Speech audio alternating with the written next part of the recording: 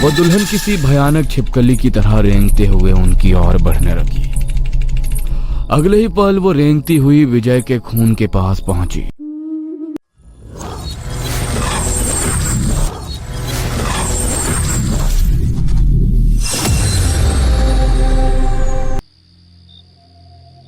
गांव से कुछ ही दूरी पर बने एक पुराने सुनसान कमरे में आकाश और विजय बैठे थे। दोनों ही मोबाइल स्क्रीन पर झुके हुए थे। उनकी सांसें उस पल थम गईं जब अचानक उनके स्मार्टफोन के स्क्रीन पर एक अजीब सा संदेश उभर आया। वेलकम, आप सभी का दुल्हन की हवेली में स्वागत है। उस मैसेज के नीचे एक वीडियो चलने लगा।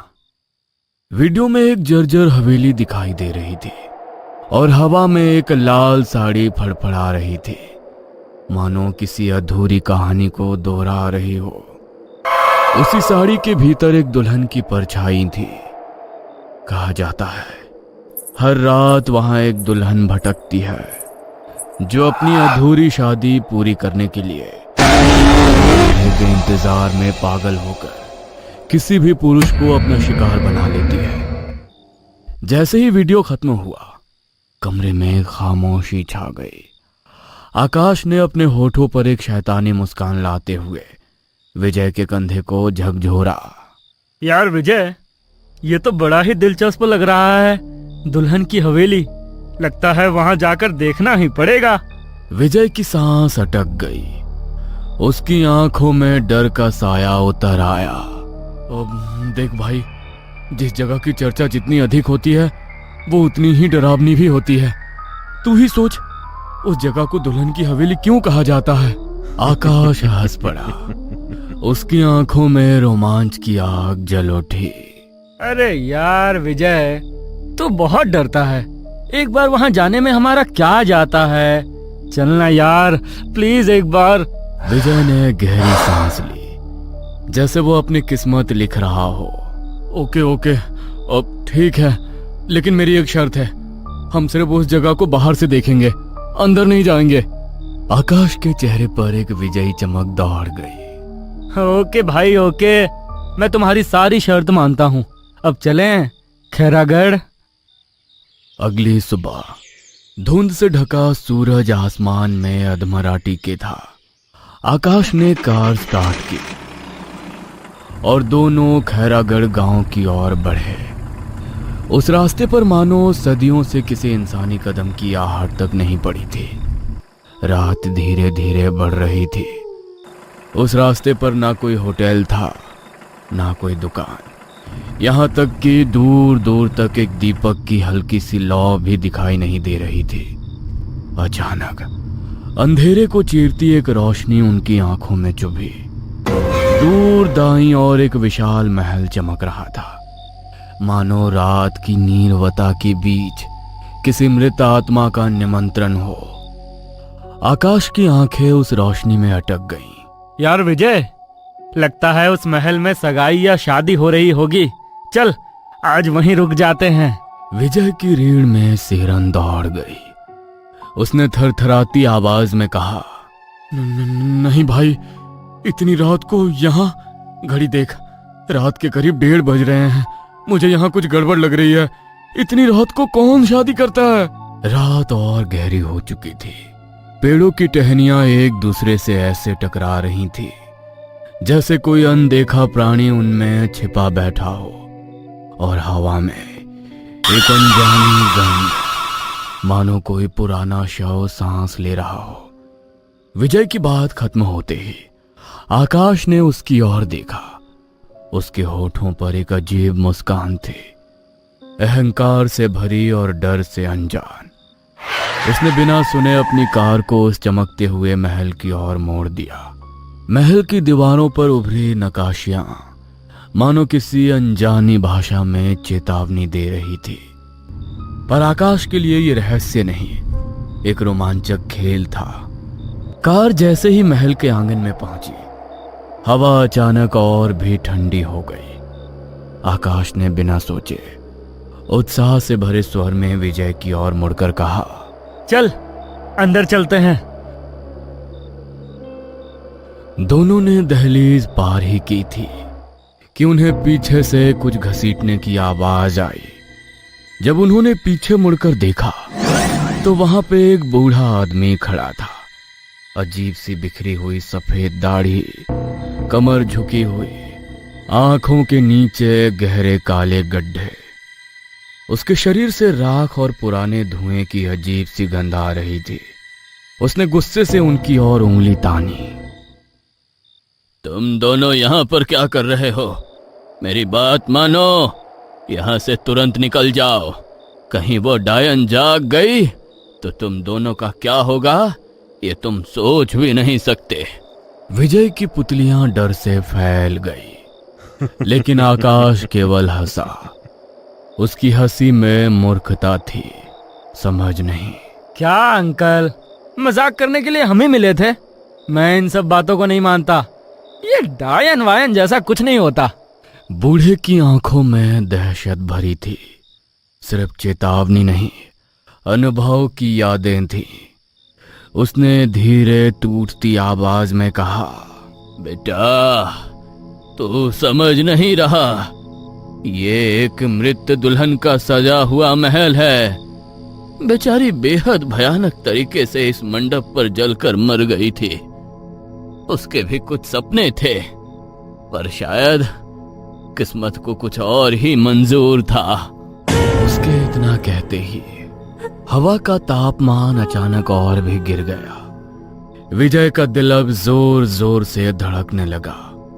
वो बूढ़े के बिल्कुल करीब आकर बोला, अंकल आखिर आप क्या कहना चाहते हैं? मैं आपकी बात समझा नहीं। कौन दुल्हन, कौन डायन? डायन दुल्हन है कि दुल्हन डायन है? बूढ़ा व्यक्ति विजय की बात सुनकर अचानक अपने पुराने फटे थैले में हाथ डालकर कुछ ढूंढने लगा। थैले के अंदर से उसने 2 नींबू निकाले। उसकी उंगलियां कांप रही थी। जब उसने वो नींबू विजय और आकाश के हाथ में रखते हुए कहा, बेटा मैं जानता हूं कि तुम दोनों नास्तिक हो, लेकिन मेरी एक बात मान लो, ये नींबू अपने पास रखो। इससे तुम्हारे पास कोई भी बुरी शक्ति भटक भी नहीं पाएगी। उसकी आवाज में चेतावनी नहीं, एक दर्द था, जैसे वो जानता हो कि आगे क्या होने वाला है। आकाश ने नींबू को देखा और जोर से ठहाका लगाया। उसकी हंसी रात के सन्नाटे को चीरती हुई गूंज गई। क्या अंकल, ये पिद्दी सा नींबू हमारी रक्षा करेगा? फालतू, अरे मैं इन चीजों पर विश्वास नहीं करता। आकाश ने बिना सोचे समझे नींबू को उस बूढ़े व्यक्ति को वापस पकड़ा दिया और विजय की ओर मुड़कर बोला, यार विजय, क्या तू इस बुढ़ऊ की बात सुन रहा है? देख नहीं रहा सामने ये आलीशान महल हमारे आने का इंतजार कर रहा है। विजय की सांसें गहरी हो गई थी। उसके कानों में बूढ़े की हर बात हथौड़े की तरह बज रही थी। अंकल सच कह रहे हैं, ये जगह। विजय को लग रहा था कुछ तो गड़बड़ है, और फिर भी दोनों ने महल की ओर कदम बढ़ा दिए। जैसे ही वे दहलीज पार करते हैं, आसमान बदलने लगा। काले बादल अचानक ऐसे इकट्ठा होने लगे जैसे कोई राक्षस जाग गया हो। उन दोनों ने जैसे ही पीछे मुड़कर देखा तो वो बूढ़ा गायब हो चुका था। उनकी रीढ़ में बर्फ से ठंड उतर गई। अचानक बादलों में घनघोर गड़गड़ाहट के साथ बारिश होने लगी। बूंदें इतनी ठंडी थी कि लग रहा था जैसे किसी कब्र की मिट्टी खोलकर बरस रही हो। वो दोनों बारिश से बचने के लिए तेजी से महल के अंदर घुस गए। महल का अंदरूनी हिस्सा अजीब था। दीवारों पर पुराने चित्र, जिनमें हर दुल्हन की आंखें मानो जीती जागती हो। फर्श पर धूल, लेकिन बीच बीच में किसी के ताजे पैरों के निशान। जैसे जैसे वे आगे बढ़ते जा रहे थे, उनके आसपास सफेद धुंध फैलती जा रही थी। और तभी किसी की पायल की छन छन आवाज आने लगी। धीमी धीमी आती पायल की खनखनाहट अचानक इतनी करीब आ गई मानो कोई उनके ठीक पीछे खड़ा हो। दोनों के दिल अचानक थम से गए। दोनों चुप थे। तभी अचानक पीछे से किसी की गर्म सांस महसूस होने लगी, जैसे कोई उनके बेहद करीब खड़ा हो। दोनों ने पीछे मुड़कर देखा तो वहां पर कोई नहीं था। और तभी धुंध के पार एक औरत दिखाई दी। लाल साड़ी, सिर पर दुल्हन का घूंघट, हाथों में मेहंदी और शरीर से उठता धुआं मानो कोई आग में जला हो। स्वागत है। बहुत देर कर दी मेहरबान। अब तो हम आपका इंतजार करना ही भूल गए थे। आकाश और विजय को एक साथ एहसास हुआ कि ये महल खाली नहीं है। कोई साया उनके साथ है और वो बरसों से उनका ही इंतजार कर रहा था। आकाश धीमी आवाज में कांपते हुए बोला, विजय भाई, मैंने अपनी आंखों से देखा, लाल साड़ी पहने एक औरत उस कमरे की तरफ जा रही थी। विजय ने उसकी बात सुनी और अनचाहे ही उसके कदम आकाश के पीछे बढ़ने लगे। दोनों महल के दूसरे कमरे की तरफ जाने लगे। हर कदम पर फर्श की चटकने की आवाज आ रही थी। कमरे के दरवाजे के पास पहुंचते ही अचानक कुछ उनके बिल्कुल पास से कर्राटे की तरह गुजरा। एक काली परछाई इतनी तेजी से कि उसके साथ गुजरती हवा भी जैसे चीरती हुई निकल गई हो। तभी विजय चीख उठा। उसके दाएं हाथ पर किसी नुकीली चीज का गहरा कट बन चुका था। खून की एक मोटी धारा बहकर फर्श पर गिरने लगी थी। खून की बूंदें फर्श को छूते ही हर तरफ काली धुआं छोड़ने लगा, जैसे वो खून किसी शाप की कुंजी हो। महल की गहराइयों में से वही दुल्हन दिखाई दी। सफेद निर्जीव आंखें, बाल बिखरे हुए, मानो हवा के थपेड़ों से नहीं बल्कि मौत की चीखों से उड़े हो। लाल साड़ी, वो दुल्हन किसी भयानक छिपकली की तरह रेंगते हुए उनकी ओर बढ़ने लगी। अगले ही पल वो रेंगती हुई विजय के खून के पास पहुंची और उसके खून को सूंघने लगी। और फिर अगले ही पल किसी वहशी जानवर की तरह उस खून को अपनी लंबी जीभ से चाटने लगी। आकाश और विजय दोनों ही एक साथ कांपते हुए चीख पड़े और भागने की कोशिश में महल के दरवाजे की ओर दौड़े, पर दरवाजा अपने आप बंद हो गया, इतना तेज कि दीवारें कांप उठी। विजय का सब्र टूट चुका था। उसने आकाश के गाल पर एक जोरदार थप्पड़ जड़ दिया।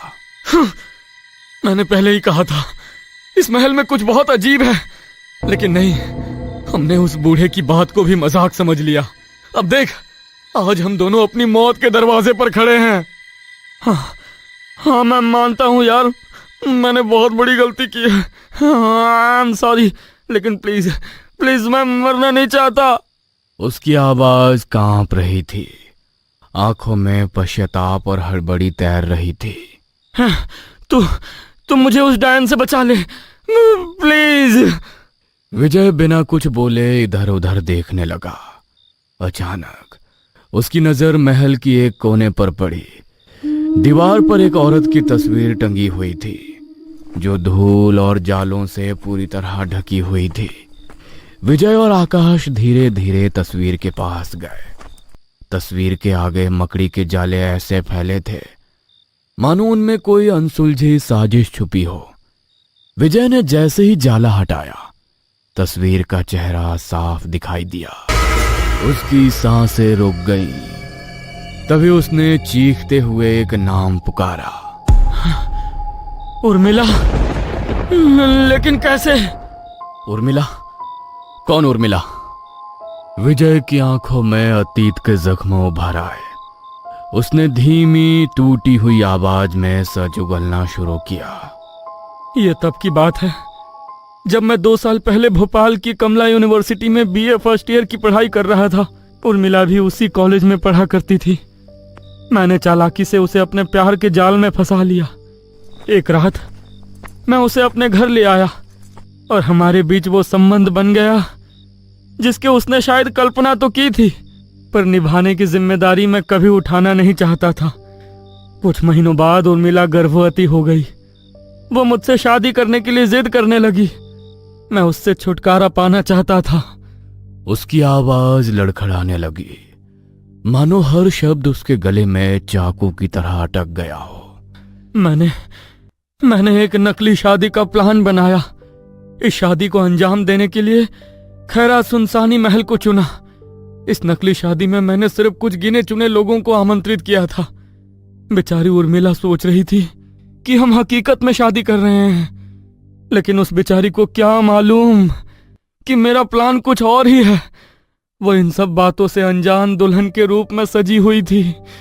विजय का सच अब डर का आकार ले चुका था।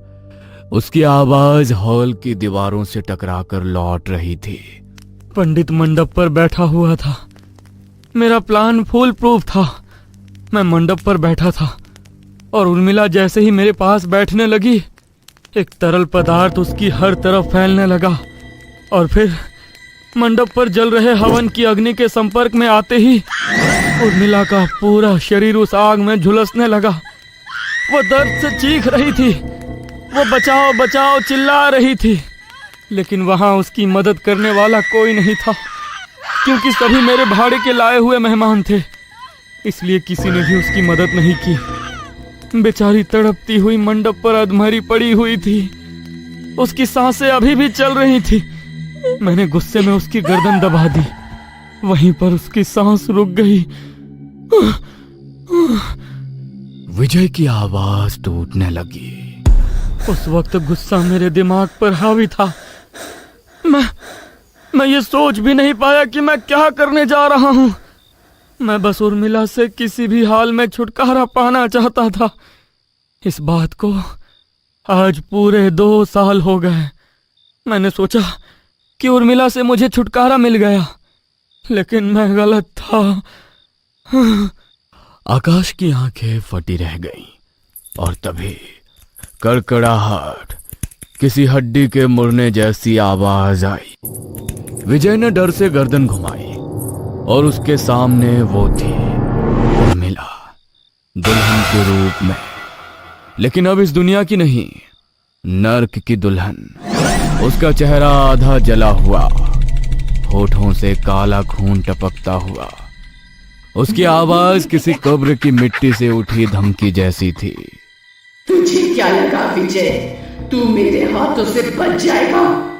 तेरे घर में लगी ईश्वर की मूर्ति ने तुझे इतने दिनों तक जिंदा रखा। मैं जानती हूँ तू नास्तिक है, लेकिन तुम्हारे परिवार वाले आस्तिक हैं। इसी वजह से तू इतने सालों से बचा हुआ था, पर अब बचने की कोई उम्मीद नहीं। उसके नुकीले दांत बाहर निकल आए। उसके नाखून किसी जंगली जानवर जैसे लंबे हो गए और तभी नुकीले नाखून से विजय के सिर को ढांचे उखाड़ दिया। विजय का शरीर छटपटाते हुए एक और गिर पड़ा और सिर लुढ़कता हुआ आकाश के पैरों के पास। महल विजय को ऐसे निगल गया जैसे पाप को कभी याद ही ना रखा जाए। आकाश के आंखों के सामने विजय का सर पड़ा हुआ था। सिर से निकलता खून उसके आसपास फैलने लगा था।